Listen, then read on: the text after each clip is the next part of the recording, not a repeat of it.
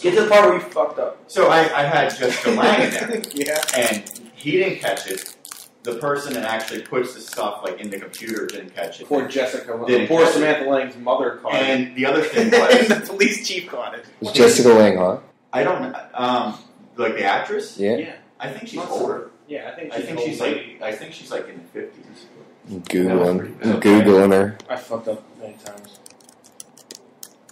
Jessica Lange. It's not even like Greensburg. Yeah, She's old. Yeah. I wouldn't have fucked her 20 years ago.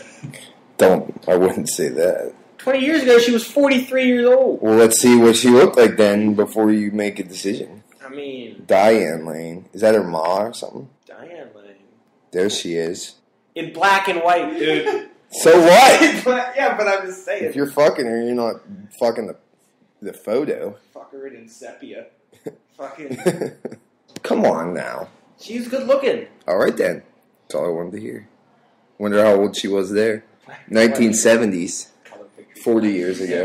That was 40 years ago. Not. So double me up. I wonder if it's Dianne Lane's mom. Dianne Lane is hot. Still. No, Jessica Lange and Dianne Lane. Are you related? Oops. It brought it up though. It's because Google thinks you're stupid. Like, why is you Googling somebody from the 1940s? I think you want to look at Dianne Lane. Yeah. They would be right too. You ever see Unfaithful? No. Oh my god. That Is you it can good or is it just masturbate to hot? that movie. I don't know. I think they're one and the same. No. Yeah. Okay, well, you know. Well, she cheats on Richard Gere, which no one would do, with some young French guy or something. Richard Gere, like... And she has sex with him what all the is time. this? Is this like... Richard Gere's age. She masturbates in it. Wow. Pretty hot. Here's a picture of it.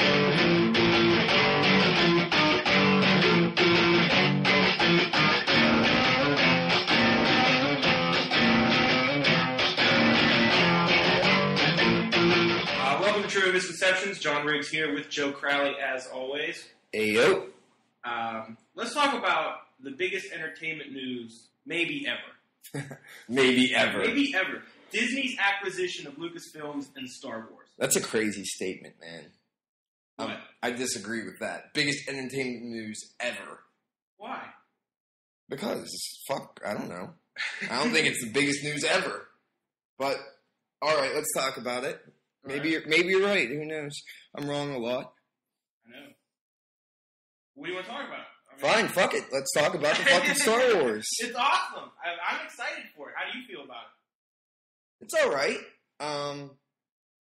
I never was really into Star Wars. You kind of got me into Star Wars in, like, high school. So, I watched I didn't see any of the old ones until the new ones started coming out. So, I guess that's the only thing the new ones were really good for, was getting me to watch the old Exposing you ones. to something actually worth watching. What do you think's the biggest news ever?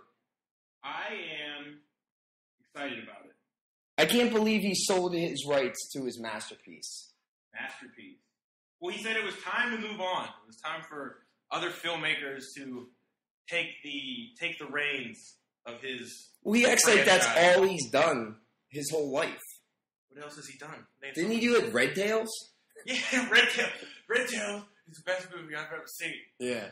You go to Redbox. I rented it 3 times. No, I didn't see Red Tail, so I don't. But he's done other stuff. American Graffiti. Didn't he do like Indiana Jones or something? Yeah, but he didn't direct them. My point is, he was part of all kinds of other shit other than Star Wars. It's not like his whole life was Star Wars. Star Wars is now it's time to move on 50 years later. If it's now time to move on, it was time to move on 40 years ago, buddy. Well, right. Okay. He's done other things, but he named like his house and his studio like Skywalker Ranch. Yeah. So I think he knows where his money is coming from. Because it's his masterpiece. It is. All right. It's his masterpiece. So you can't believe that he walked away from his masterpiece. Yeah. I mean, I have no idea why he would do that. For the money is the only thing I can think of. So I think it's his masterpiece because he wrote it. It was his big crowning achievement. Everybody loved it in the 70s. It might be one of the best movies ever. He put it out there. Everybody loved it. He did a trilogy.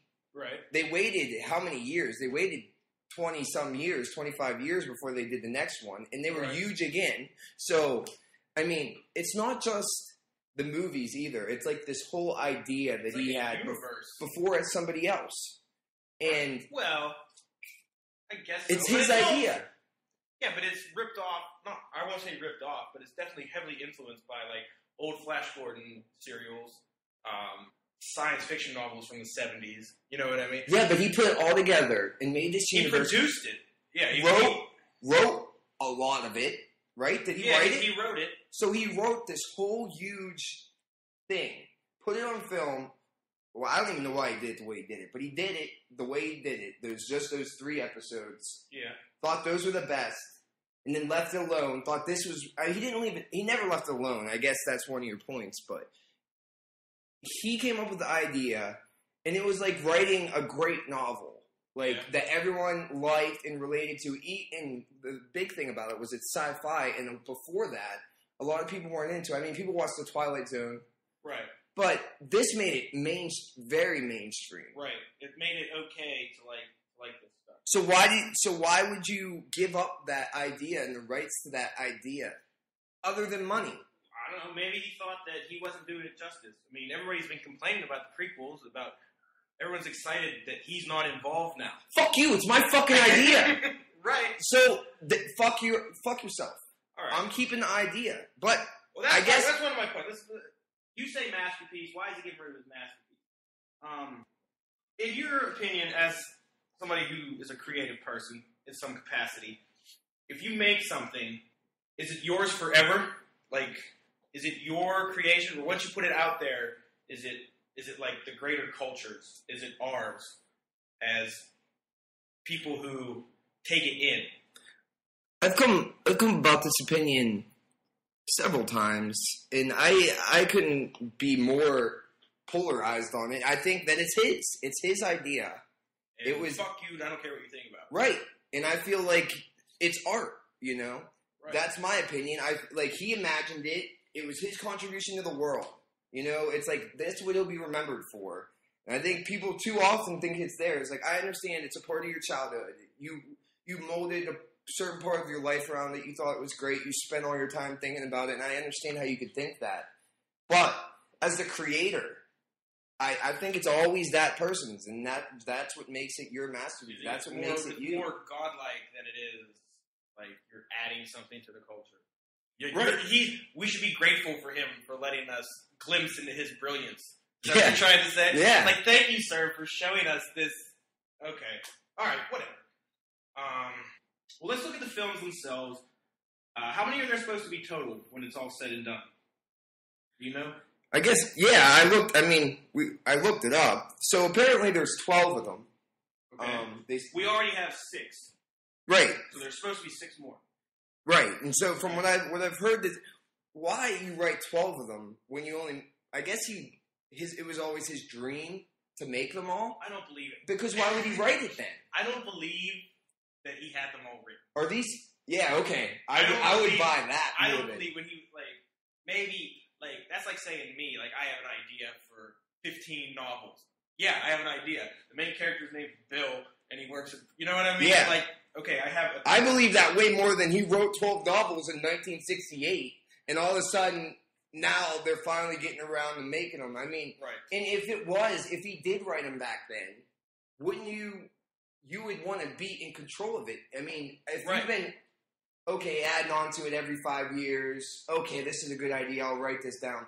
But if it's like that, then it's completely different than as if it was all created in one spot and you thought that this whole big expansive thing, I mean, that's a long time to go. Just from it was early 80s when they came out with Return of the Jedi, and then 83 when Jedi came out. And then all the way till the episode 1. Which was, 1999? I'm kind of with you that I bet he wrote those first 4, and we're like, I bet we could talk about Darth Vader, and then wrote those over 30 years until they went into production. Or he wrote them all in a weekend. Maybe. After drinking a whole bottle of something. And it's like, fuck it, we're going to do this. We get pod racing. From what I hear, what's leaked anyway, who knows what's true and what's not. The next 3 is what they'll focus on coming up into a new trilogy, which I guess makes sense. Yeah, and the main characters will remain Luke, Leia, and Han Solo. So thinking about that, what actors will they use? You know, you could use Harrison Ford. Yeah. Who why is would you not? Yeah, well, here's why you wouldn't do it. Because, okay, tell me why you wouldn't use Harrison Ford.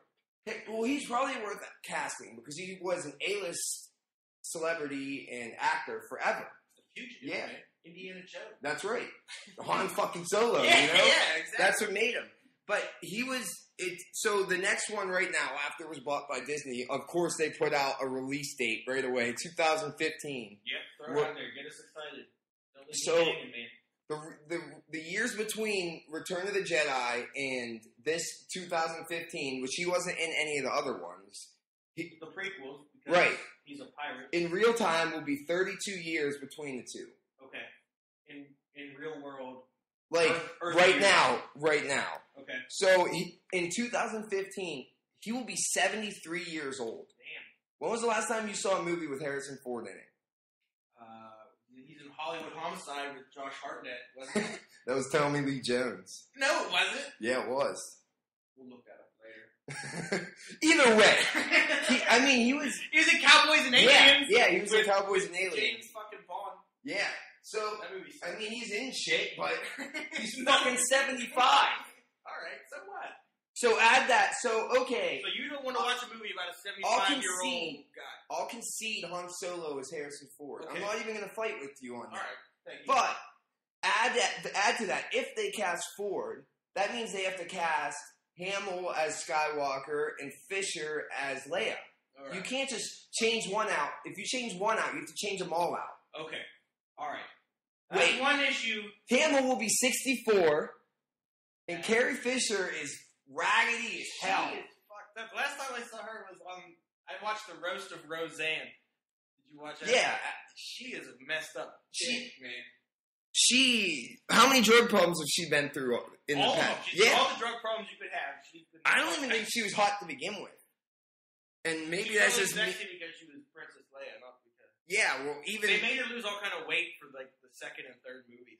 I don't even... Even the first one. Even, I guess, like I said, I didn't watch them until, like, the turn of the millennium. Right. But when I watched them, I was like, that ain't no Kate Upton. No. I don't... Kate Upton can't act them. So, who cares? It's like the Transformer movies. They just put some hot bitch in there and everyone wants just lean over this car. Like Carrie Fisher can act. And if they... I don't think it'll work personally if they do that. I mean, it's not impossible, That's but... one of the issues that I can see as well. But, even if the story is supposed to be about them, I don't think they need to have major roles. I mean, even it could be about them, but, like, okay. So Ford is good. We know he's good. In the expanded universe, which is nerd speak for all the novels that were released and the comic books after the films came out. Some of them I think are considered canon, but some of them aren't. But whatever. Solo has taken on like a leadership role. I mean, he was General Solo in Return of the Jedi, you know? So he would have to take on, naturally, a leadership role in the government. So he's 73 years old. So imagine like them, like the remnants of the Empire, kidnapping or having assassination attempts on Solo and Leia, and the younger, better-looking Jedis, like, saving the day, you know? Couldn't that be? It could work, but I think one of the best things that Star Wars had going for it is that the Jedi were the underdogs, you know? They were the good guys, and you could cheer for them. All of a sudden, if Solo is the head of the government, you know, they've taken back over, there's no more Darth Vader. Number one, for any good movie, you need a good bad guy. And so I guess, you could write something up that makes this guy starting to expand. But in that case, you're going to have to skip ahead a lot, which they can. They can skip ahead. But, I mean... So you got Hamill as, like, he would take the Obi-Wan Kenobi role in this one. The Alec Guinness role. He's old. He's starting to train the Jedis, like Leia's kids, who would naturally be the next generation of Jedis. The Force is strong in that family. So they would be the next generation. I mean, I don't think Hamill would be doing like backflip lightsaber duels or anything, but I mean, they have CGI. And plus, I would have Hamill die at the end of the first one or early in the second one. You should have bought it. You should have bought it. If I had $4 billion, I would have bought it. I would have doubled my money instantly. But all right, wait. Before we get any further, let me explain something about myself personally. If there's one thing that I've learned about myself since we started doing this little get together that we do, is that I'm a bigger nerd than I thought I was. Yep. When I was a kid, I mean, I was obviously aware I wasn't very cool. I mean, it wasn't hard to convince myself. But, like, in high school, I pretended I was cool so hard that I started to believe it. In college, I didn't care about anything. And now, a few years later, my nerdness is coming back. Like, my authentic personality is finally re-emerging. And I'm not trying to, like, wear it like a badge, like, on the internet or anything, you know? Yeah, well... Like, I'm not trying to say, like, nerds are cool, because they're not. I tried very hard to conceal it for many years. But, like, Star Wars was the first thing I was ever a nerd for. You know? Dude, I'm a bit surprised, too, man. Like... I've known you for a long time. And I'm not judging or anything, but I never knew that you'd have every cartoon season of everything on your fucking computer. And your girlfriend has to regulate what you watch and what you don't watch. Regulate anything. I mean, Star Wars, there's a bunch of people. And at this point in time, Star Wars, being a nerd or being into this kind of stuff is like almost... Definitely acceptable when it's a lot more than it used to, right, and it's almost to the degree that now you're supposed to be smarter, and people that are smart end up being cooler than the people that weren't. As it's kind of like a role reversal than the past, right? And like I said, you got me into it to begin with, so I'm not hating on you, but fuck, dude, all right. Well, anyway, you are a fucking nerd. I memorized all the dialogue when I was a kid, and I would like perform it in real time. You know, like I did that scene when they are, what's it called? When they're rescuing Leia from the detention level on the Death Star. Like, and the walls are closing in? Oh, before that. When they're in the little hallway and she's like, you got in here, don't you have a plan for getting out? He's like, maybe you like it better than yourself, princess.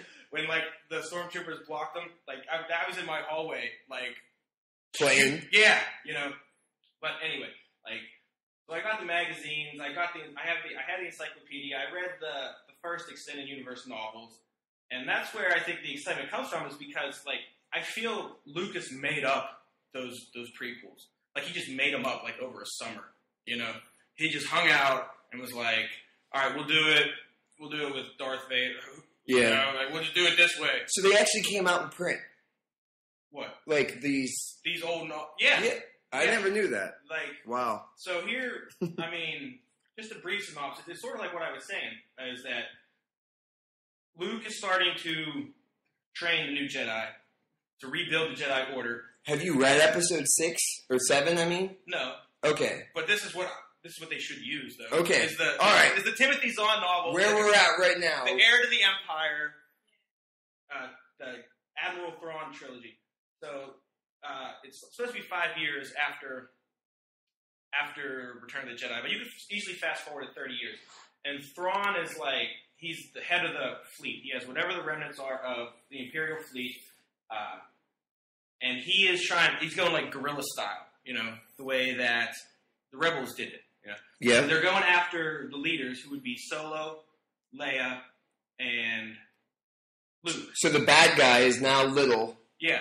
But you could still make him, like, a badass motherfucker. Yeah, you know what I mean? Definitely. And, like, Thrawn, I mean, he's a good enemy. Like, I feel like he's what General Grievous should have been or could have been. There wasn't enough Grievous in those prequels. You know, when I'm talking about the guy who had all the arms and, like, had all the lightsabers? Yeah, yeah. He's in the cartoon. The Clone Wars movie? The Clone Wars You've cartoon. seen that? No, I haven't watched it, but... You liar. I haven't watched it. Because I'm done with it. It's too much. But you're back. Well, I want to see the movies. But anyway, so like Luke is in the Obi-Wan position, and Han and Leia are pursued by the enemy, and then adventures ensue. Adventures, like always. Right. Okay, does the story have potential? Yes. I mean, I am in awe, kind of. Like, I've written stuff in the past, and I've tried to write stuff in the past, and just thinking of, like, the true expansive scale of what he's touched upon now and what he's laid out, like, in the future. What could happen and all the, like, ends he leaves open to happen. It's, like, incredible, and that's why I said it was a masterpiece to begin with. I mean, it's very imaginative, and he created an infinite amount of stories that could unfold in this universe, which is exactly what you want to do when you're doing this kind of stuff. It has happened, like these books and video games, etc., etc. They just go all different directions. My problem with it is, like any TV series, we talked about this before, that goes like for 7 seasons or 9 seasons. By the end of like the 3rd trilogy, there will now be 9 movies.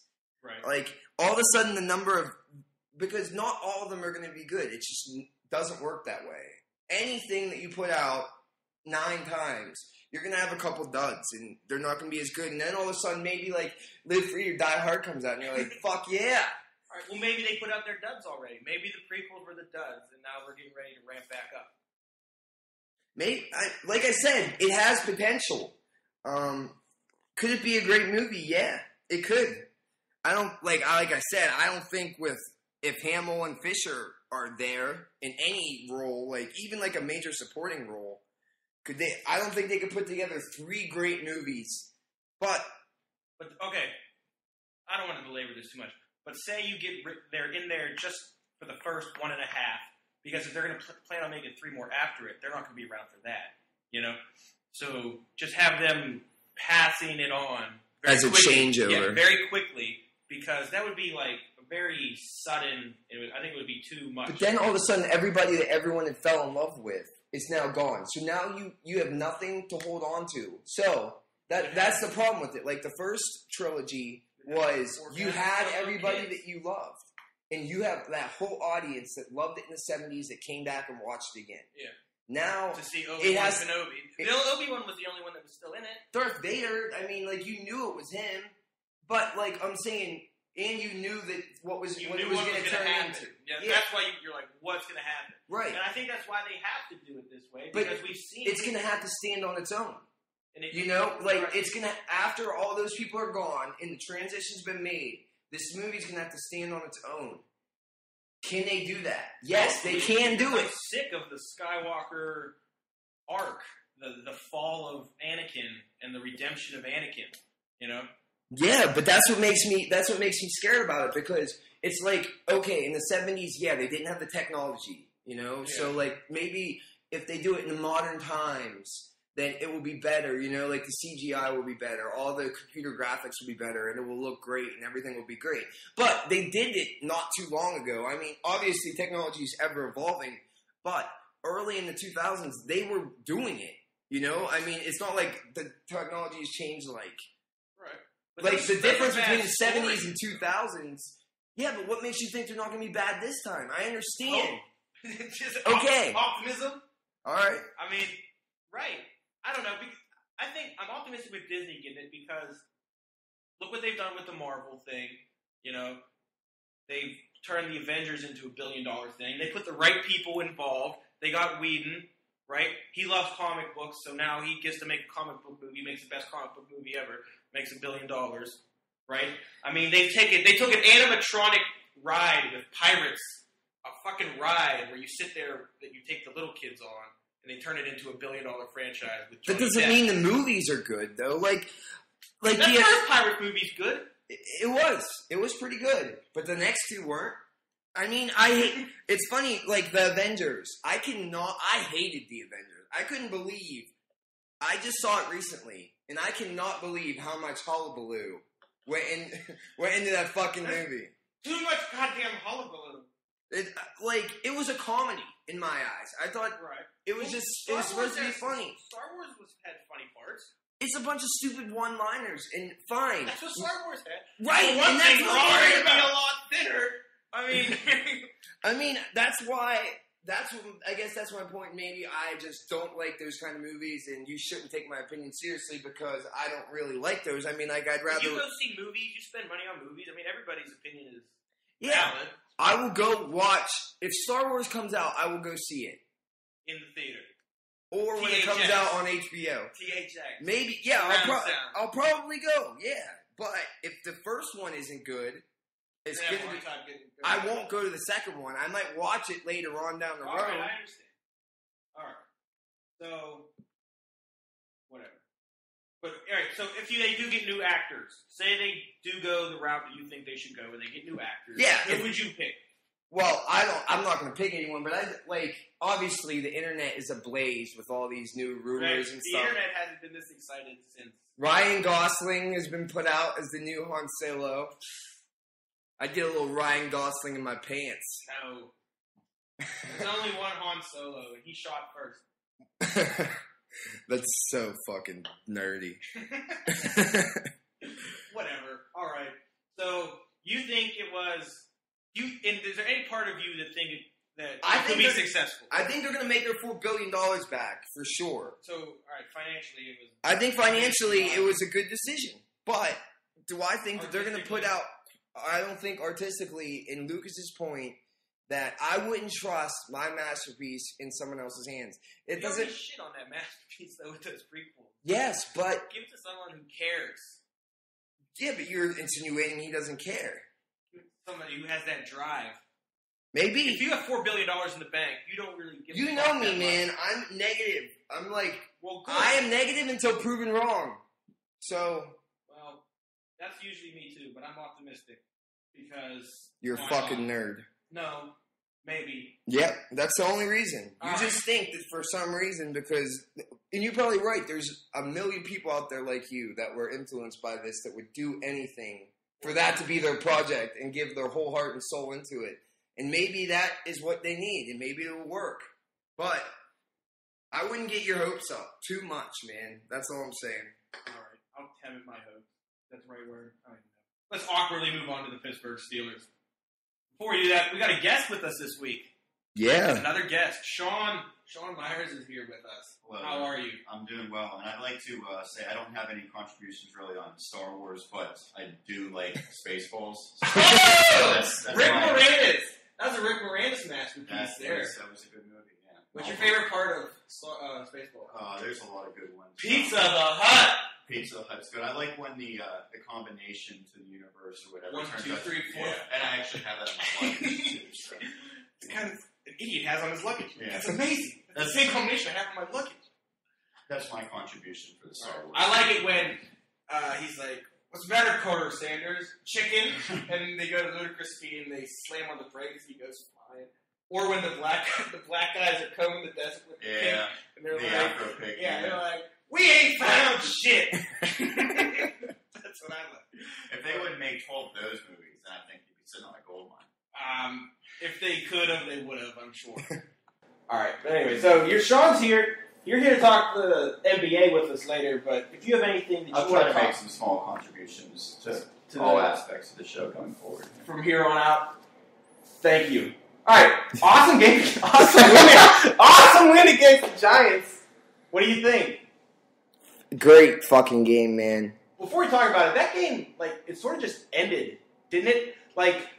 I was into it, it was going back and forth, what the hell's going to happen next? And all of a sudden it was over, and we won, and I'm like, hey, we played pretty well. What?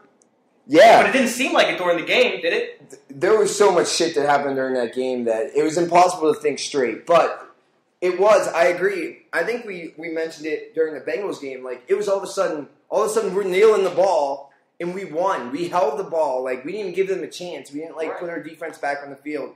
I mean, it's incredible the way that we finished that game out. Night and day difference than the beginning of the season. Are you back on board? I am. I'm all on. Let's go. Are you on the train? You're the horn man on the train now? It is. I can't believe the difference that the team. I mean, what do you think, Sean? When 3 weeks ago, were you we'll be all right, or were you the world is going to end? They looked like a pretty bad football team about a month ago. But you have to remember this. They beat the Giants, who are the defending champions, and who looked a few weeks ago like the best team in the league. But as John mentioned on the way when we were coming down here, the Giants never really dominate in the regular season, do they? that's kind of their knack. So you're beating the Super Bowl champions in New York with the odds stacked against you, but at the same time, the Giants are a proven great team. That being said, anytime you could string together some wins, which the Steelers are doing now, it's going to help. And they, honestly, at this point, might be the number 2 team behind the Houston Texans. You're bringing me down, man. I was really excited. And you're like, you just beat the Giants. You just beat the Bengals. I'll say this. I don't think any teams in the AFC have looked great other than Houston, and I don't think anyone's going to be predicting Houston just to, walk through the AFC in the playoffs because they haven't done it before, and the Steelers have. I wouldn't put a stat high yet, but, I mean, the thing is, the difference between the way they're playing, like, at the beginning, when we played the Texans, when we lost to the fucking Houston fucking Texans, I was... The Titans. Tennessee Titans. Fuck. The Tennessee Titans. And, I mean, those are the kind of games. Chicago just destroyed them. They, put them down, held them down, and just urinated all over their face. And there's nothing they can do about it. Nothing you can do about it. Their legs are just flailing, trying to tell on them. And the way that we look now, even if, like I said the last couple of weeks, every week they look to be improving, which is a great sign. We might not win every game, but we're going to fight now. I mean, I feel like we're in it. I would be confident. I'm going to be worried, but I'm going to be confident no matter who we play. Especially, this was like a signature win for us. Yeah, something we can hang our head on. We're week 9. That was week 9. Yeah. So, we're getting there now. I mean, we're over halfway through the season. We're picking it up. I mean, it's best to stumble if you stumble at the start. Somewhat at the gate, yeah, rather than on this home stretch. There was so much shit that happened, dude. Let's start from the beginning because I don't even know how else to talk about it. Right. I mean, let's go chronologically. Swung so it went my emotions were so high and so low. All right, well, let's just start. I mean, we looked good at the beginning. We were moving the ball, and then the refs got involved. There was that phantom pass interference call on Lewis, then that call on Clark. Would you like to offer your opinion on the Clark hit? It's hard to even fucking say. What the fuck are you doing at? What the fuck? Right. What could you possibly be looking? They couldn't have seen the play. No. It's impossible. They must have seen Cruz laying there. They saw number 25 come flying across. Then they saw Victor Cruz acting like he was dead. Sorry, you got the wind knocked out of you. Can you not look like you're paralyzed, please? I bet they saw Taylor swat the ball, and then they looked back, and Clark was laying on the ground, and Cruz was writhing in pain, and they were like, I bet he hit him in the head, flat. They couldn't saw it. There's no way that a referee could have saw that play and threw in the flag, except for insinuating what they thought happened. Right. Let me mention something about Phil Simms for a second. On that one pass interference play, he's like, now I don't want to question the officials because that's a judgment call. I'm like, what? They're all judgment calls. I mean, are we not allowed to question the referee's judgment? I mean, we just question their judgment on that hit, right? Yeah, what? That's their job is to judge what the hell's going on the field and whether it's legal or not. It was fucking... Well, it might not be much longer. Everyone's talking about how they should be able to review stuff like that. And review everything. The issue that you can't review a penalty. At what point do you say we're going to let these refs... foul. The big issue was we didn't have the regular refs. We had the replacement refs. Mm-hmm. Refs that are incompetent. Now that you have your refs back, have enough confidence in them to let them make these calls. And obviously they do make bad calls. But I think of other sports, and Joe can attest to how hockey is, they don't review everything. They review goals. And that's about it. And you can review the clock to see when it goes in the net or if it crosses the line or whatever. In the NBA, they're slowly expanding it. But right now, it's only in the last 2 minutes that you could review ball out of bounds, I think a charge or a block, and then I believe they can always go back during a commercial review 2 or 3 pointers. But they limit it to certain things. So is football getting to the point where you can review something like that, or are you going to be able to trust the refs? Well, I don't trust them because I feel bad for the refs that there's 15 cameras on the field and it goes in hyper slow motion. So why not review it so I don't hate these guys for making the wrong foul calls? As much as I hate the refs and I hate their play calls, I like when they go our way. I don't know. I mean, I like the human element. It's like baseball. I don't think they should ever replay if he makes it the first on time or if it's a check swing or not. As much as I hate what happened this week, because I think it's absurd to ever think that a football game could be fixed. But the sequence of events that happened on that drive that we were just talking about was the closest the NFL will ever get to be in the NBA. It was, the refs totally took the game over and literally gave them 7 points. Right. They gave him the 40-yard pass interference call that was, I don't even know if you could bend the roll to make that pass interference. He didn't grab onto him, he touched him. Yeah, he touched, his hand was on his back.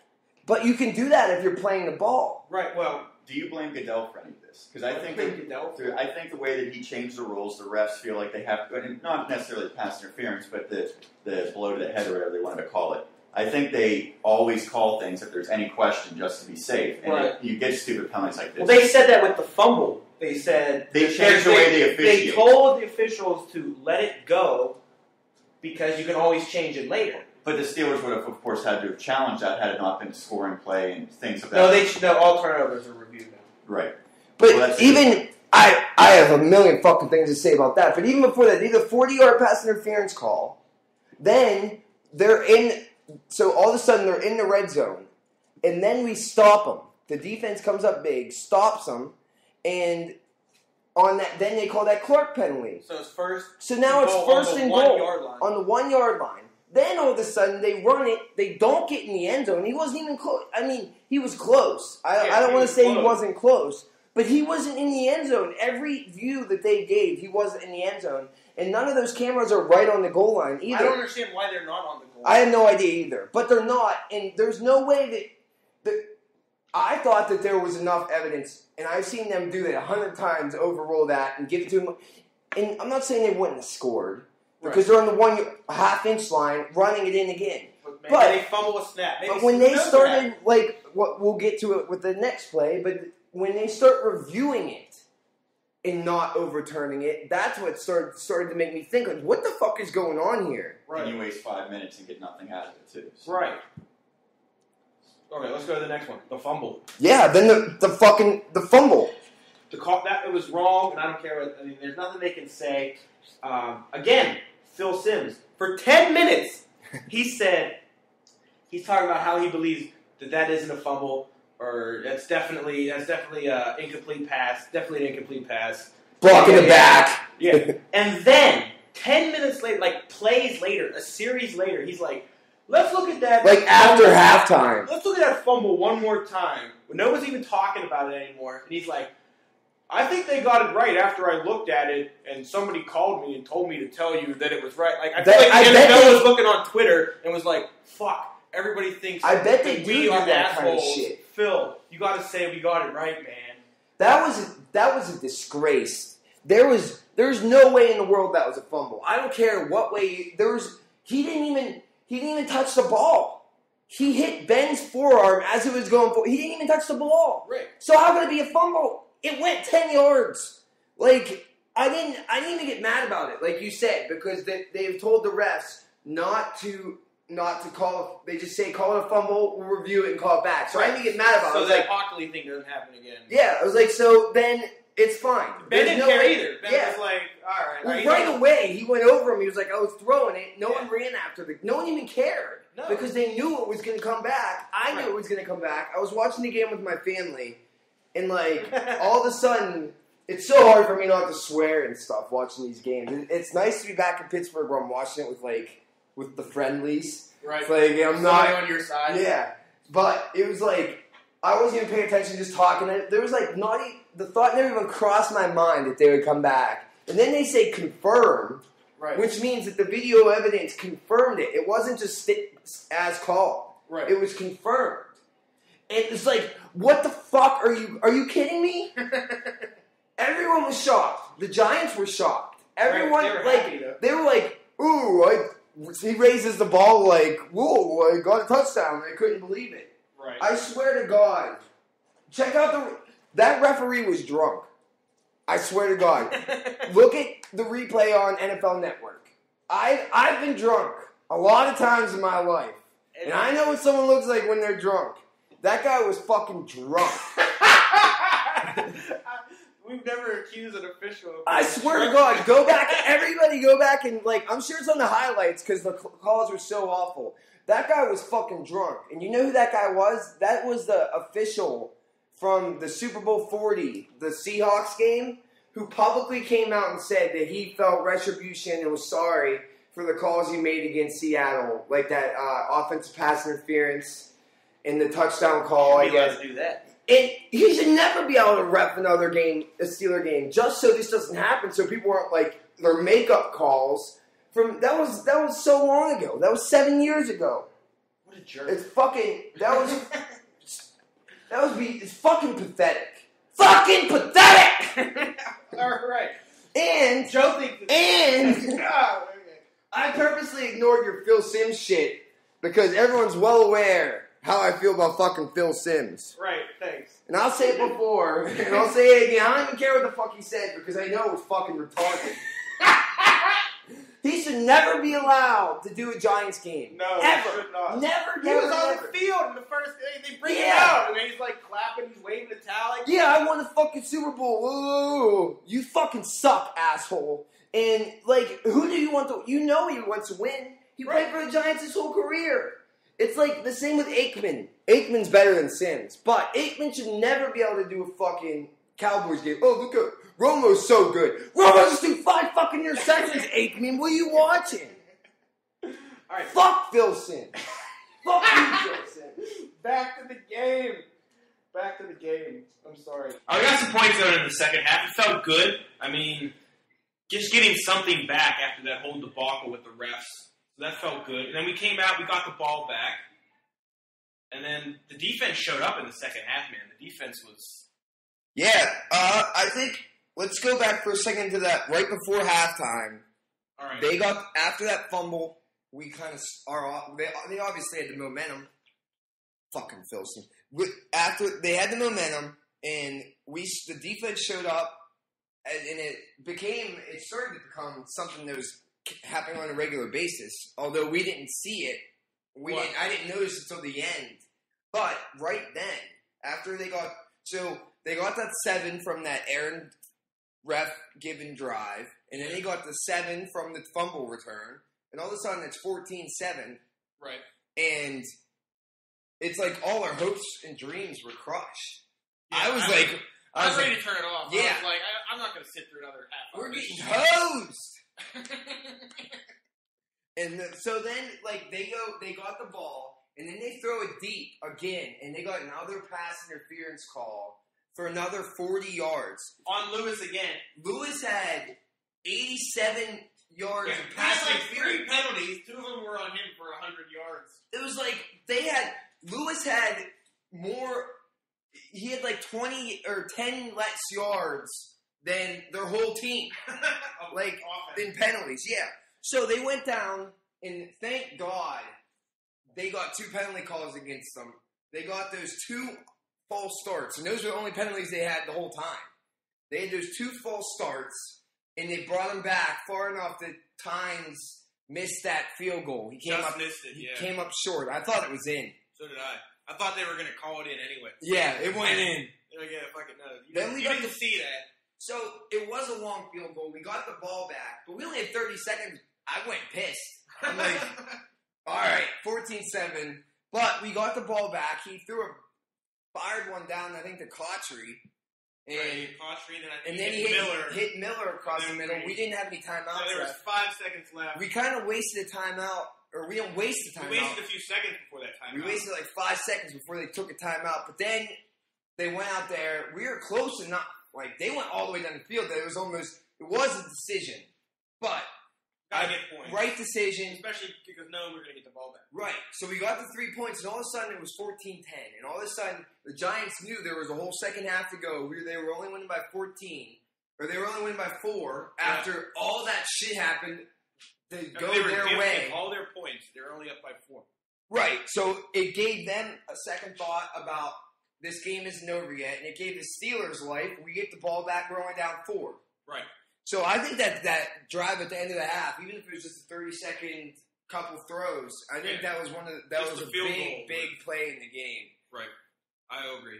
So then we go off. So it's 14-10. They come back. Nothing happens in the third quarter.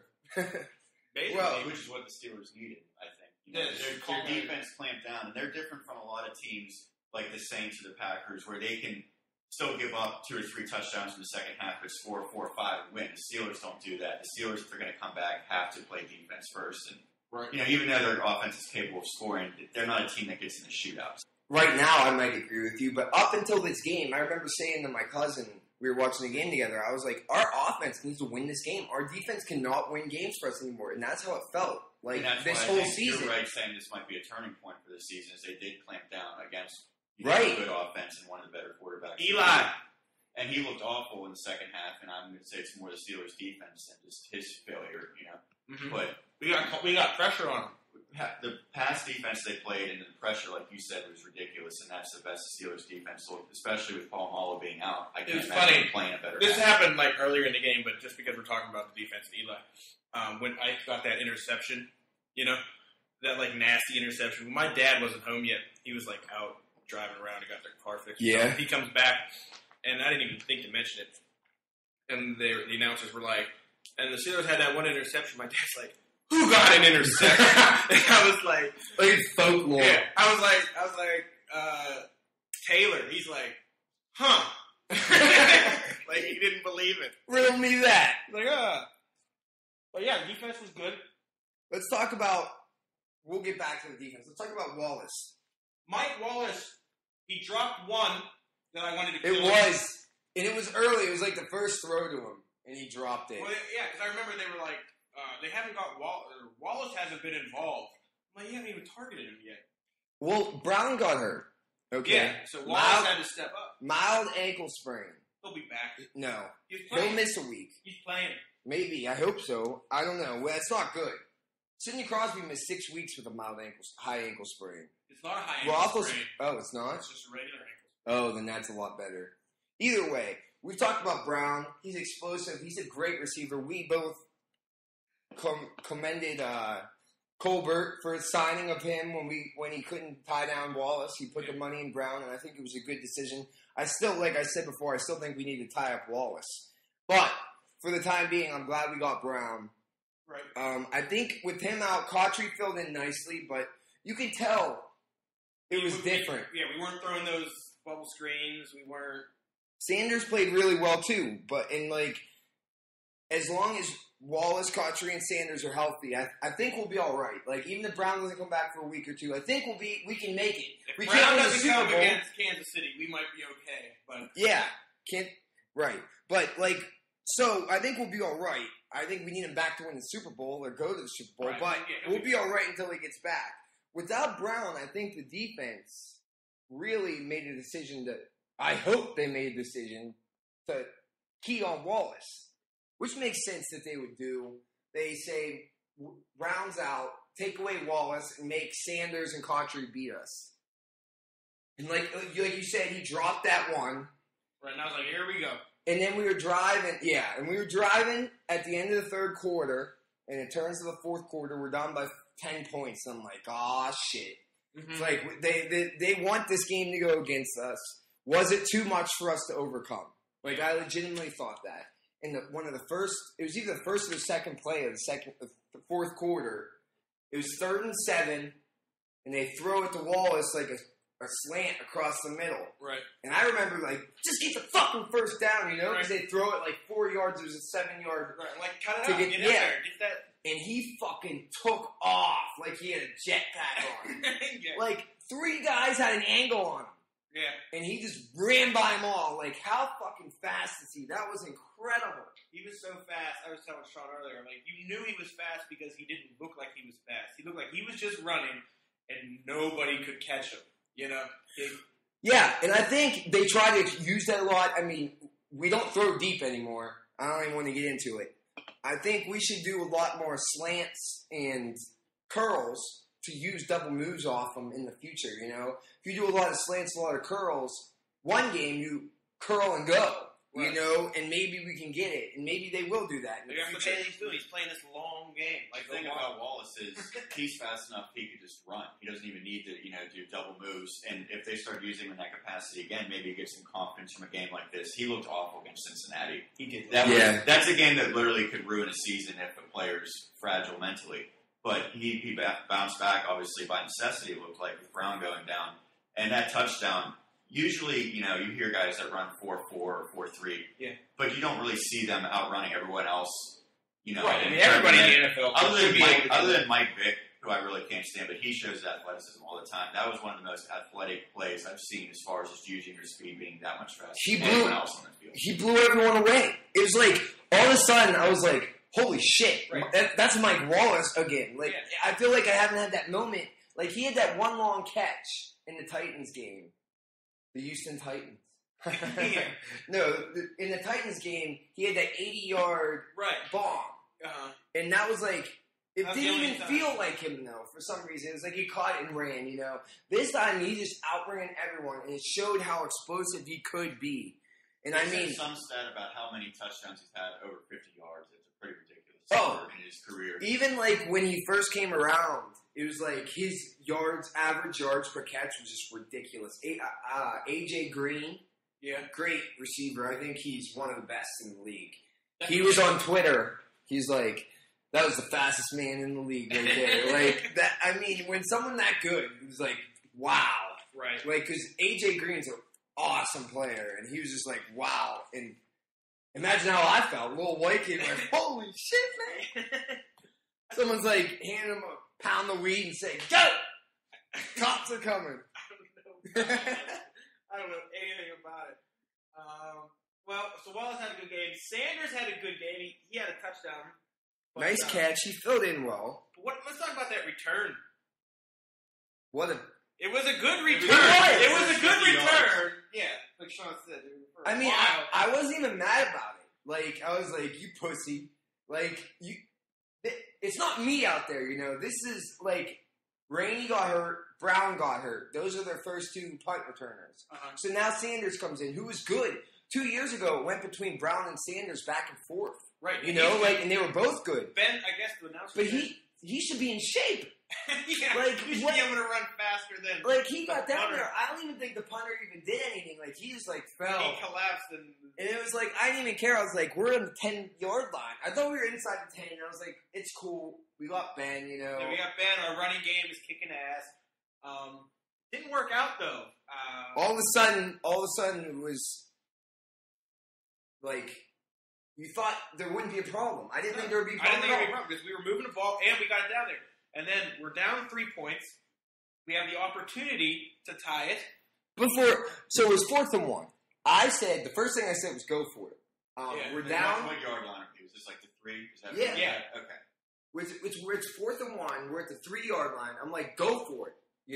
Right. And someone's like, you can't go for it. You're only down 3. You take the tie. And I'm like, I don't know. What would you do? We're talking about it and everything. And then all of a sudden they're like, kick it. I was like, all right. That's the safe thing to do. Do it. Go ahead, Mike. Well, they picked none of the above. Right. What the fuck?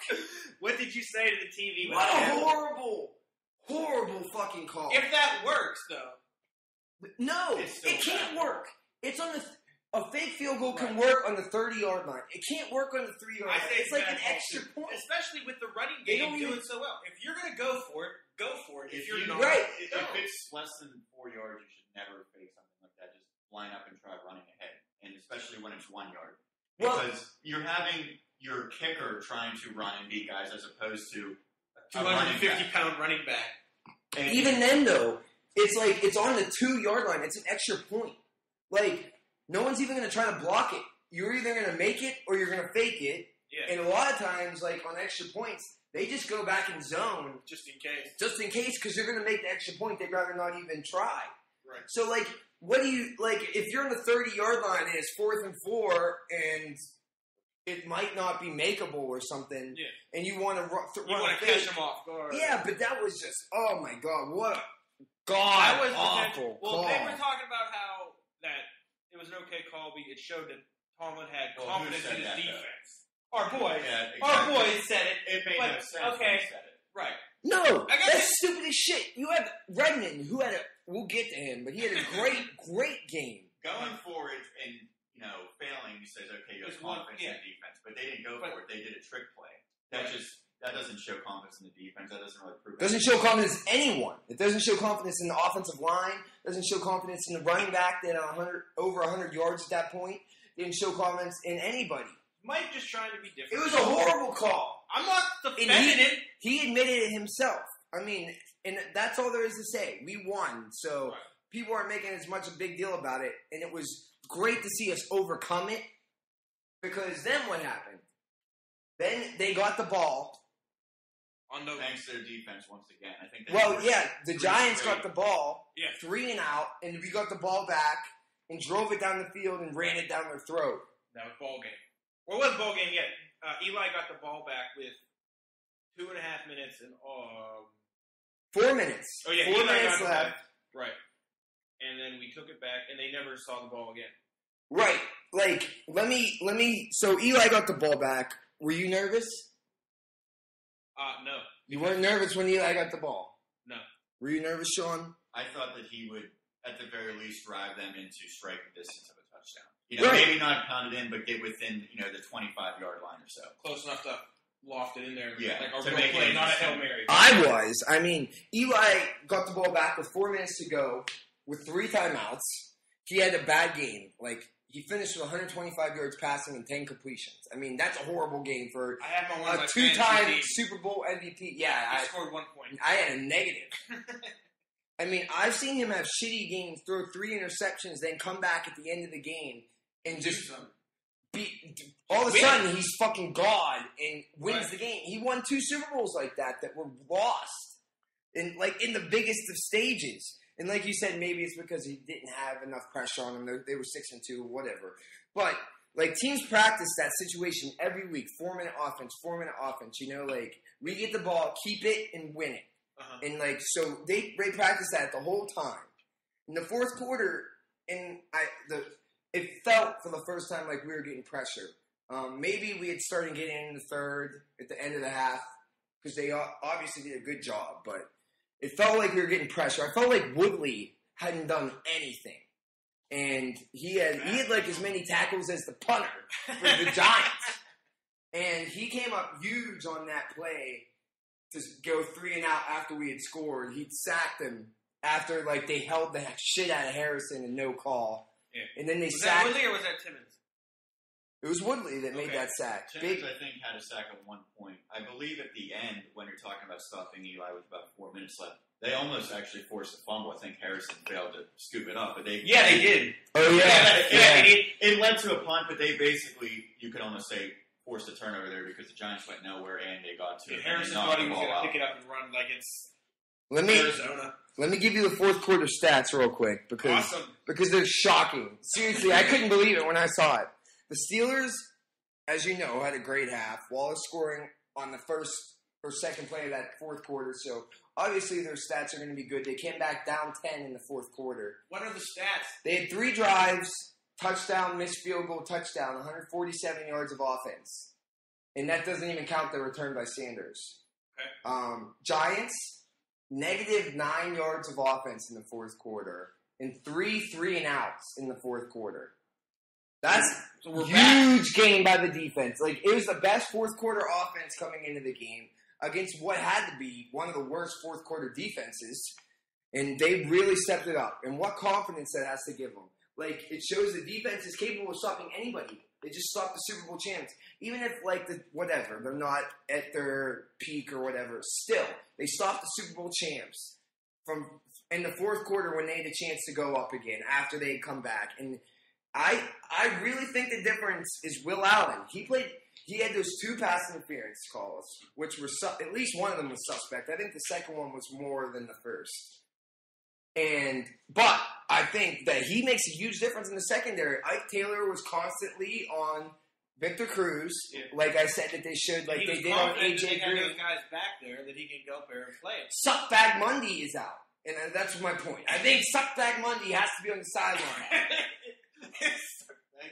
Great job by the defense. I mean, I said during the game we couldn't rely on our offense to win us the game, but I was wrong. I think we can. Yeah, and it feels like we can. And I think they think we can. Because the running game is back, and I think Redmond had a great game. I'm happy for him, but I think all the credit has to go to the line because Dwyer had 2 great games that, in a row, and now Redmond can do it. So what's the common denominator? It's the offensive line. I'm willing to say that those two guys probably wouldn't start any other team in the league, and they still had 3 consecutive 100-yard games with the line. Now, I don't think the Steelers have a great line because I don't think they pass block well, but I think they've always had a better run blocking line than they had pass blocking, and that showed because the Giants are a pretty decent defense. They're great. They're one of the best defenses in the league. We didn't look good at the beginning when Ben kept getting all that pressure on him, and then because I saw Mike Adams flailing. Yeah. So, but then they decided, hey, why don't we just double team that dude? Yeah. And I was like, hey, you guys. You have anybody that Adams is responsible for. You have to double team. Like even if he's not the best player, like even if you just chip him and then go out, you have to help him. Since Mendenhall came back against Philly, he had a good game, and then all of a sudden I was like, remember we didn't talk about it, but we were like, we'll talk about it last time, and we thought it was Mendenhall. Right. Because he came back, but then all of a sudden he was out, and Dwyer steps in and has a good game. And then Dwyer has another good game. Then he goes out, and then Redmond comes in and has a good game. And you're right. I mean, common denominator is obviously the offensive line. They played great, throwing together. Gilbert's out. They have Adams in there, who has to learn. The Castro's out still. Yeah. I mean, they're playing very well for what they are and what they've been. I mean, we constantly come in and year out. And don't make any changes. Never solid. It's never. Somebody's always hurt. Even when we win Super Bowl, somebody steps up. Great job. I mean, seriously, can't say enough good things about him. Haley keeps on running down their throat, too. He doesn't give up. At one point, I was like, it's about time. We're down 10 in the fourth quarter. You keep on running it. Yeah. And it worked out. He was right. I mean, we went over 120 yards as a team again. We talked about this last week. We were 11-0 since 2011 started when we went over 120 yards rushing. Stats. Redmond went over 147 himself. Beautiful running after first contact. That's the thing about Dwyer and Redmond. They can hit and go and not fumble. The first thing I said was the best thing about Redmond in there is he doesn't put the ball on the ground. And it's true. It's a great thing to see. It's a great thing to see, man. Things are looking up. Like I said, I obviously was way too quick jumping off that bandwagon, huh? Yeah, he's on the bus now. Before we leave the Steelers and the Giants, what's up with Coughlin's hat in the first...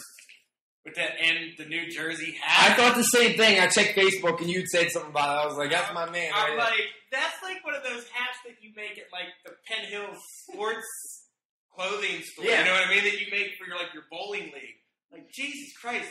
You can't find New Era can't put together something for you? Yeah, you're on fucking national TV, you douche. Well, they didn't have the same hat. Well, I think that was planned. I think it was like New York, New Jersey. Because they both got hit by a hurricane. But after all... They play in New Jersey! New Jersey needed a shower, right? Wash that shit out. I'm kidding. I feel bad for you all. Yeah. All the people in New Jersey listening to the podcast. Yeah. No, all the people that might not like.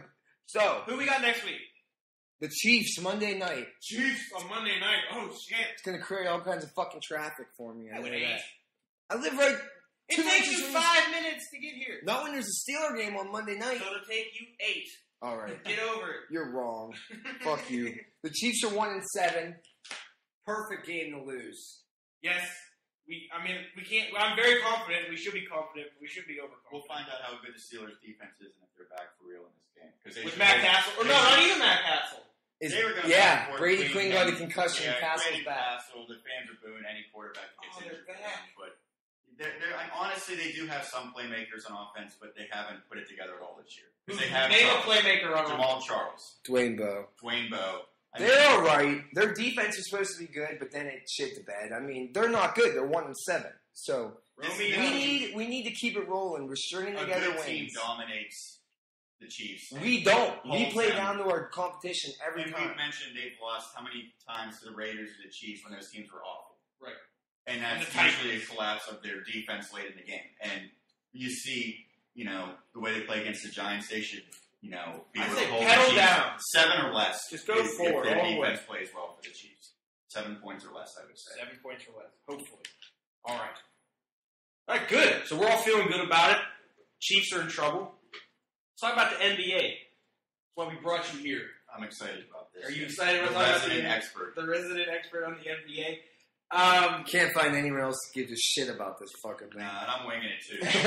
So you want to start Boston, your boys. I've seen one Boston game, the opening night loss to Miami, and one set of Boston highlights, a loss to Milwaukee, even though Brandon Jennings is pretty good. What's going on in Boston? No, I said I liked the NBA last week. I was fucking lying. So at the end of last year, I tuned into the playoff games as they played. I think it might have something to do with them winning, but they were also playing well. I don't know, but I turned it on this year, first game, and I was fucking pissed. It was just like, it's such a ticky-tack league. It's like, what the fuck is a foul in the NBA? I dare somebody to tell me what it is, because every referee has a different opinion.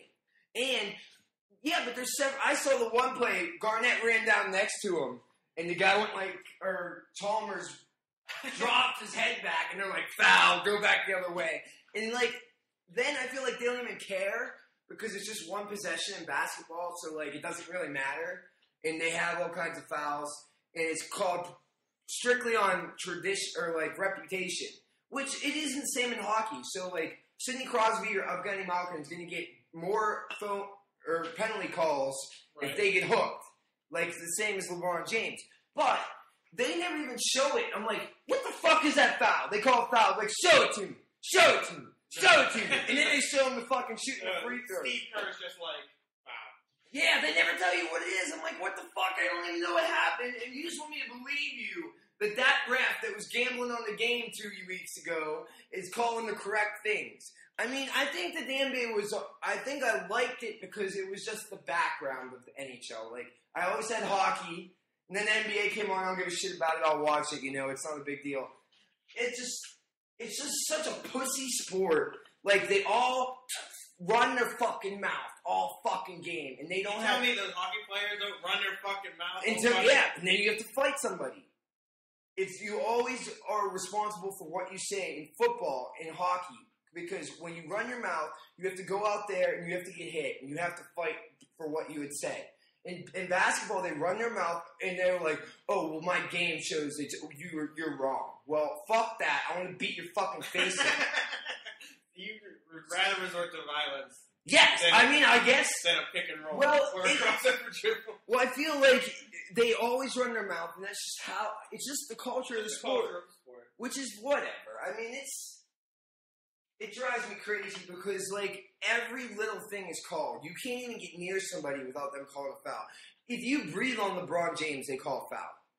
And I do think they call too much stuff. Now, they have tried to crack down, and we'll see how it works, but they have, a flopping investigation, I guess, where they review flops and they're going to find players. So much. Yeah, I'd like to see. It's going to be more trouble than it's worth, but I at least like the intention of trying to make it legit fouls, not guys just falling over in an attempt to. They should just study 80s game tape and say, this is what the new rules are. Well, back then it felt like, I don't know, but I've seen some old games and I hear people waxing poetically of the past and how it used to be different. No one complains about the NBA, or you could say pretty much any sport, about the refs letting play go and allowing it to be physical. If it works both ways. Right. Because I think that's what everyone prefers to watch, and I think that goes for basketball, football. Yeah, but they never do that. And it feels like the refs are too in control of the game. They can put anyone on the line at any time, because anything could be a foul. Anything you could do could technically be a foul. The rules are so gray. About this pass interference in the Giants-Steelers game, I think that's probably the same thing. And the only thing I could say is you have to have a commissioner or whoever is designing the rules here to tell the refs specifically, call less. Yeah, you know what David Stern says? Call him on LeBron so he wins and he goes to the finals so everyone watches the TV show and the money goes through the roof and everyone's happy. That's how it works. All right, fuck it. All right. Boston sucks. But they're fine. That's interesting, man. That's fucking interesting. Yeah, they are fine. I mean, it's only the first week of the season. Right. The first week of any season is hard, especially the NBA, because there's so much movement, there's so much player movement, and it's such a fluid game that everybody's trying to find their role, trying to find their place.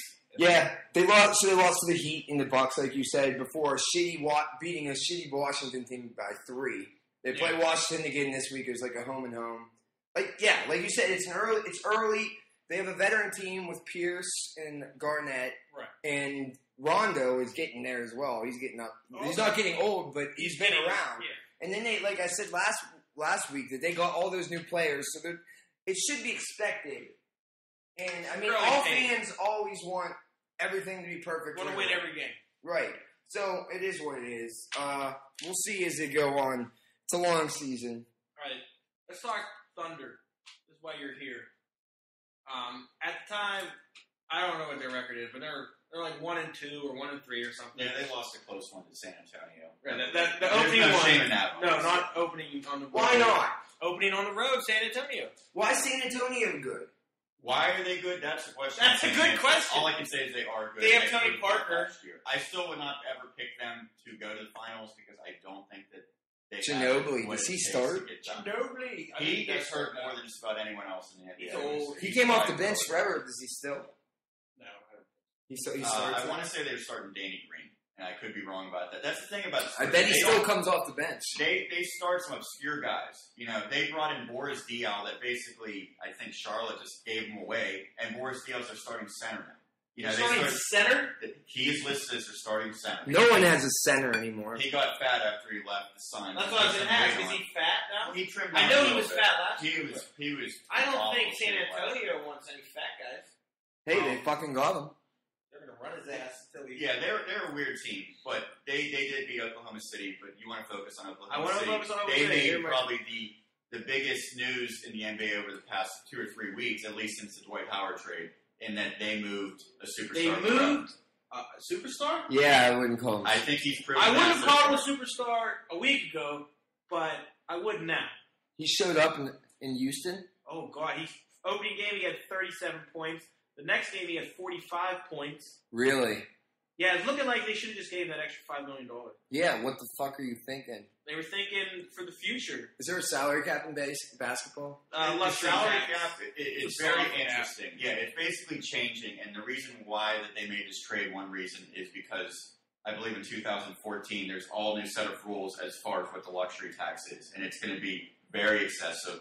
And the Lakers and some other teams that spend a lot of money are going to be screwed because they're going to be paying literally almost $100 million just in the tax alone. Just in tax. Oklahoma City, even though I'm sure they're making decent money with their turnout, Yeah, they and can't afford Right. that. they don't want to even risk that, so they didn't want to have 3 max players. Now, the thing is, I was telling you about this, a maximum contract isn't just one number. But max is different for how many years you were in the league. And as we know, Harden was drafted recently. He's only played 3 years in the NBA. The What maximum was this match, like contract, 13-5? yeah, it was not that significant. And I know that's a lot of money. For how long? Realistically, I think you can do 4 years, if I'm correct. And I think the way that the NBA has been set up, and it could be changing with the new rules coming in, but I believe the way it was set up was basically a team can control a player for 7 years. Incentive to stay too. Absolutely. That's why LeBron and Wade and Bosh were all free agents the same year because they all came together. at the same and I time. believe that the team, it's a 3-year contract when you're drafted, and I think they can extend you for 4 more years at a maximum of, like you said, $13 million. That's what Oklahoma City had the chance to do with Harden. They offered A year. slightly less. What did they offer? I think it was $5 million less than the max. 5? Because Okay. that's Not a lot $5 million in per year, basketball. $5 million $5 total million. over the course of 4 years. So they offered him like $900,000 less a year. Somewhere around there, maybe a little over $1 million. But Okay, basically, it breaks down to they didn't want to have 3 max contracts. That's and another thing I hate about basketball. What? Stay on the fucking team you're going to win on. I guess maybe Houston What- made big steps, I know, this Yeah. past season with their draft and they trade all kinds of people and they got all kinds of fuck you, Houston. But, like, basketball players are never willing to take less money to play with better players. I think maybe what I'm hearing here is Harden didn't want to be the number 3 option I don't for the think- rest of his life. right, I wouldn't because wanna be- realistically, if they kept those 3 together, those guys are the same age as him. It's not like Right. Who would Durant- you rather Maybe have? Jordan Stahl was the Would you other- rather have Harden over Westbrook or No. Durant? Durant obviously is the number 1 guy. Durant is the man. I think Harden, if you're going to compare them with Miami's model, he's obviously below Wade, but he's above Bosh. If you're looking at his contributions to the team. Okay. Is Westbrook above Wade? Small contribution. I would say, I mean, he's not the player That's that a Wade strange is. analogy. He's not the same type, but that's what the model is in the NBA now. Yeah, you have the 3 main superstars, guys. and Oklahoma City They don't, kind of. everybody's saying you're a superstar. You're one of the main guys. You don't need that. I mean, I guess you do now, and I don't like that either. But That's, you need that's more what than the one. change in the league has brought about, and that's what obviously see New Jersey's tried. Everybody, New York too. Right, and they're all versatile players. They're not Right. They're not like straight. The problem is there's not enough players for every team to have 3. There's good Not enough for enough every good team to players. do 1, or every team to do maybe 1, and then like someone that's pretty good for their second player. Yeah. But if you start putting 3 on one team, like Miami, and then New York, who they have, Stoudemire, Chandler's Anthony, their third guy, although and they then- wanted right, someone bigger. They right. were going for, I think Chandler's a good guy, though. he is. And he fits all of the that. Nets, Chicago has Rose and Boozer and them. I mean, But those are definitely second-tier good guys. not Rose, but yes. But they tried. They went for everybody else. Right, you got there was just not enough people. No, there's not enough good players in the league. So all of a sudden it's baseball, There's where not there's the enough ball to go around. Yankees that are great, and everyone stacks their team, and then you have the Pirates who maybe might make a run, but it ain't lasting, buddy. You don't got the fucking money. But at least Oklahoma's trying. They tried to make the deal that would Give A, them make them flexibility. they could still make profit without paying this tax, and B, they added relative players. who they get? They got Kevin Martin, who last year he averaged 17 points a game, but the year before he was up to 24 points a game. He was a scorer in Sacramento. There's no doubt he could score. He was probably a top 10 scorer 2 or 3 And times. he's a shooter, the same as Harden. I think there's a significant difference when you look at both short and long term, however. And I don't think that they believe I don't think Kevin Kevin Martin is a long term. Right, no, Kevin Martin's he's not there for the long So if haul. you're He's looking there to at help it, him this year. Do you think they're going to be good enough to win a championship with him replacing Harden? Because that's basically the only change. Yes, they got, Lange, who's a younger player, they got draft picks. But that's the only real What they're change. counting on. Here's the question: will they be able to beat the Heat? Well, that's what they're counting on: Durant improving and Westbrook improving, and not having. I'm not sure to that rely- Durant has that much room for improvement, honestly. I Well, think he's that- still scoring. I don't know years that in a he row. could do much more than what he's But he done. can get stronger, and he can change his. Right now, I mean, Do you think LeBron has gotten better over the years? Do you think he's still improving? I think he's probably been the same player for the last 3 or 4 years. No, I think he's in a definitely better. more dominant last year. I think he's Last in a year in better the situation, playoffs, and he he's became a playing. man. He dominated it last year because he decided. But to play that, different- but that doesn't mean he got any better. It meant He might look out. He improved his game. He might not have changed I think his skill, but his game has gotten better. his head. His mentality, I will say that. Okay. But has that ever been a concern with Durant? No. But Durant does have room for improvement in a certain way. He can get stronger. He was matched up with LeBron, and he couldn't handle it. Maybe this year, he could, if he stops him just a little bit less, or just if he plays just a little bit better, and Westbrook doesn't brick a little bit more, and Harden didn't show up in the finals. Harden did, but he's not there anymore. I know, so Yeah, okay. they got rid of him. So maybe Martin will sink a few threes and swing a game. And Miller there. won't. Right. Yeah, it's I'll possible. say this. The thing that I don't think Harden gets enough credit for, and I'm sure that there's analysts that would agree with this, is that Westbrook isn't a pure point guard. He's a scoring point guard. He's a scoring point guard, a la Derrick Rose. Harden, in many, extents, he was the point guard when he was out there on the floor. Now, when they play together, it's a little more difficult, but when Harden was running the show with Westbrook on the bench, he ran the offense. He's a great passer. I think he's already showed the ability to pass with, I think he had a 12-assist game. So not only did they lose the score, they lost maybe their best passer. And Kevin Martin is nothing but a scorer. He does not defend. He does not rebound. He does not pass. So it makes him a little more one-dimensional. Right. But I don't feel... Obviously, they wouldn't have done it if they thought it was going to blow up in their face. They might have said, okay, we have to take a little step backwards. But, I mean, even though Durant... But if you're not going to be profitable, you can't do anything. So they're better off taking the chances without taking a chance, hoping that Durant... I mean, like you said, he might not have that much room for improvement, but he's still young. His body is still developing. So if they're still a step back from Miami, but they're within reach, what about the West? Well, yeah, that's what I was just going to say. Right, who cares about Miami yet? It doesn't matter unless you can win the West. And I think, who is going to beat them in the West? Well, I already said, I would go on record saying San Antonio is not going to make it to the finals. And I don't think that they ever will with this course. Who is Oklahoma City's biggest threat? Well, it's the Lakers. And there's it's the Lakers. It is the Lakers. So And we got young money versus the old folks home. Well, How old's Howard? No, not counting. He's 26. Not counting. Howard's one of the best players in the league if he's healthy. Howard, If he's the not last being 2 engaged. years, ESPN, now granted it's ESPN and they have a panel of people voting, so it's not perfect. They rated the top 500 players. Yeah. 2 years ago, he was the second player behind LeBron. Right. This past year, he was the third. And remember, he was injured for a decent amount of last year. Now, I believe Durant was ranked number 2 ahead of him, which I don't think you can really argue. If you're the third person in a fantasy draft, you could start completely over. The first pick's LeBron, the second pick's Durant. Who would you pick? Probably Third. Howard. Yeah.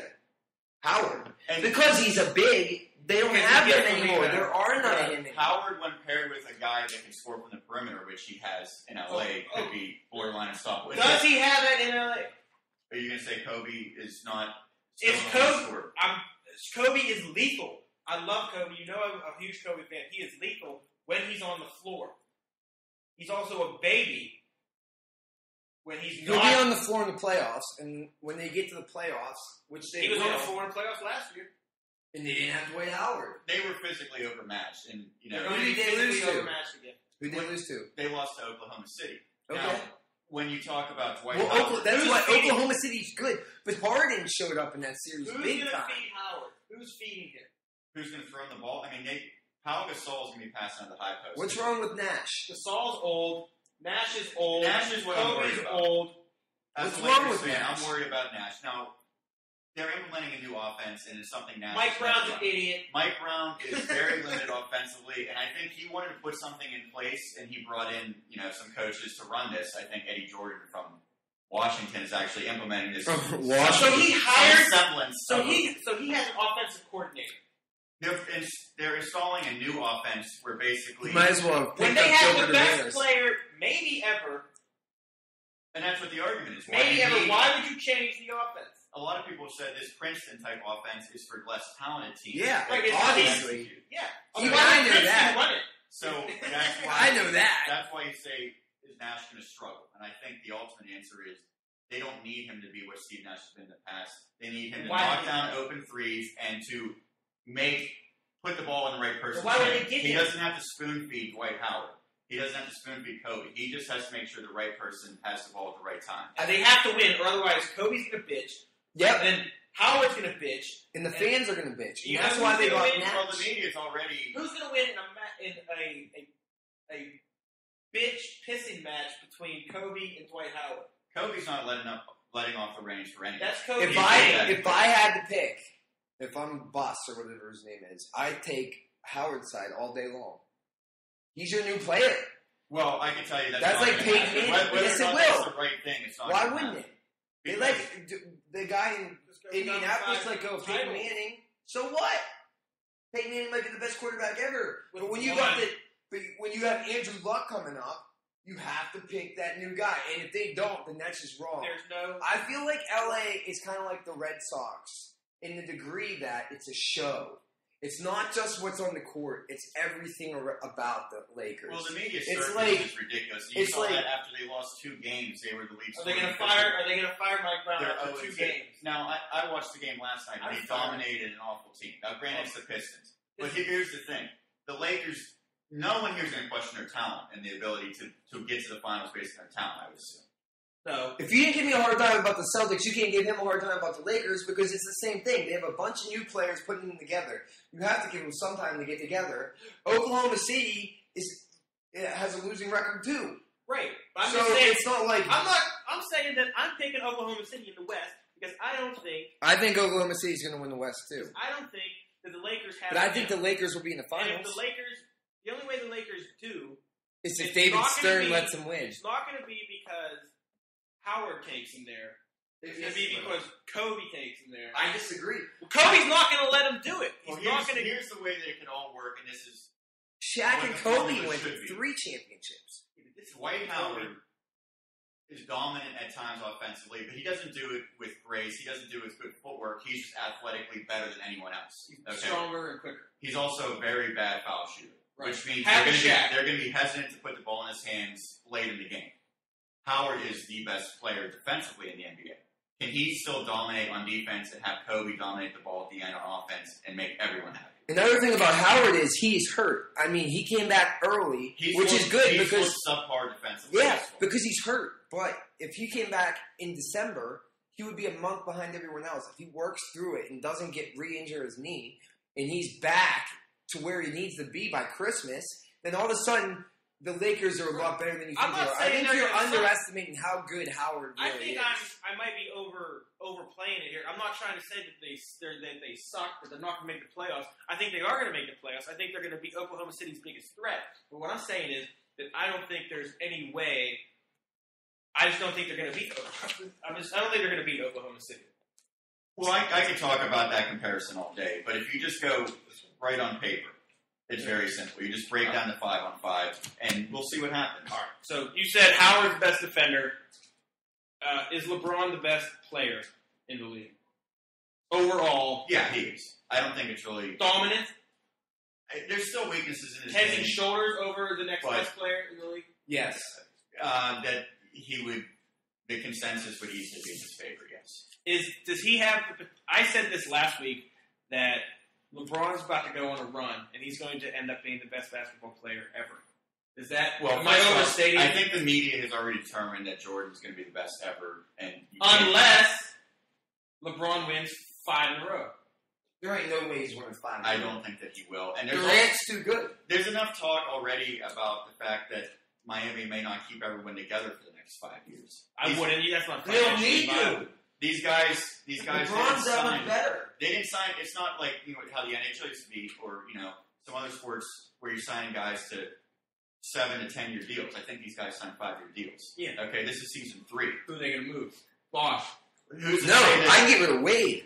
Dwayne Wade is a great player, but he's already to the point where he's probably going to start. He's on the down. I think he's 31 He now. seems He's had a old. couple pretty significant injuries. Yeah. And he He went to college. He did. He looked very bad the entire Indiana series last year. Right. They won despite Wade until the final. I hate Dwayne Wade more than I hate LeBron James now. I don't know why. I just feel like he's the bitch. And at first, I was pissed that LeBron went there. Like he's going to go on Wade's coattails to win the championship. But no, now Wade rode him. Now Wade's just along for the ride, and if he's around, as many championships as LeBron gets, Wade's always going to have one more, and he's still going to be that's what Simmons said a couple weeks ago. So he was like, don't you just feel like Wade and Riley are just sitting back and laughing at everybody? Like, we convinced our biggest rival, our biggest threat, to join our team. And take us. Yeah. It wasn't like, there was no chance we could ever beat him. Right, because he was... I think Wade LeBron would have won it by himself. himself. Are not even a top 5 team in the East, I would say. Right. I would say that's about their max. They'd be around... So those guys are definitely LeBron's sidekicks. Well, the problem is, the whole NBA is LA, Oklahoma City, Miami, and then who? Philadelphia, Indiana, Boston. Chicago they're on has a chance if they ever get healthy, but... They're on a completely different level. I think Chicago's probably out of contention this season. They might be a team that they're out of contention forever because I they think can't keep those guys together. Rose is so good. I thought last year was going to be their year. Right. They have to. Boozer's not going to be that good that much longer. Noah's a good role player. Noah's kind of like a Tyson Chandler with the Knicks, but he's not a guy that's ever going to be able to take you over the top. As he's not. No, Rose will have to improve so much so that he takes it and wins it for him. They're not going to win with the lineup they have now. There's going to be somebody else there. Unless someone, I mean, honestly, would we say if Dwayne Wade gets hurt, which has happened before, that takes Miami out of the top team? No. Yeah, I think it's going to be a debate. The only problem is that he has so much contract that they only have minimum around LeBron and Bosh. But LeBron, I really like. He went to the finals with Cleveland. Cleveland had nobody, and he fucking tore it up. LeBron is. I mean, I hated all this talk because he always seemed to be he always wanted to be given it. LeBron always seemed to me like he thought that he deserved to show up without the championship will come. Yeah, and I felt like he did that for so long. And then in Game 6 of that Boston series, he said, fuck this. 1 game away from elimination, and he went out there and destroyed it. And he didn't turn around until they won. Yeah, and it was over after that. Right. He just never looked back. Took his ring, then he went and got his medal, and now he's back for another one. And now he's smiling all the time, and everyone loves him. And it was at that point. It's at that point where I gained respect for him too, because it's like all of a sudden he realized he was going to have to earn this. Boston's an old, aging team that's all of a sudden got them 3-2 in the Eastern Conference Finals in the game that the series they were supposed to win in the sweep. And all of a sudden he realized he had to earn it. And he put his head down and earned it. And I respect him for that. And I think he's going to be the best ever. All right. Well, that's it for this week. Thanks, Sean, for coming. Throwing some Spaceballs knowledge on us. That's what I brought to the table. Yeah, and some NBA knowledge. I could have looked at Anthony Franco's, billing from a week Wu-Tang. We're going to go see a couple movies next week. Oh, yeah, I have to go to the movies. Where are we going? We're going to see Bond, Skyfall. It's supposed to be the best James Bond ever. So they say on the preview. So hopefully it's worth my $9.50. And what else are we going to see? I'm going to go check out Lincoln. My Daniel Day-Lewis boner. I hope it's good. I don't think it will be. I know it will. Spielberg. What was that good Spielberg movie? War Horse, man.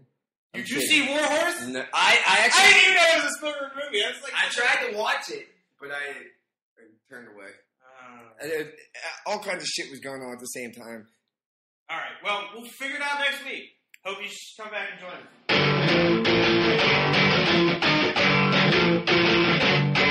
us.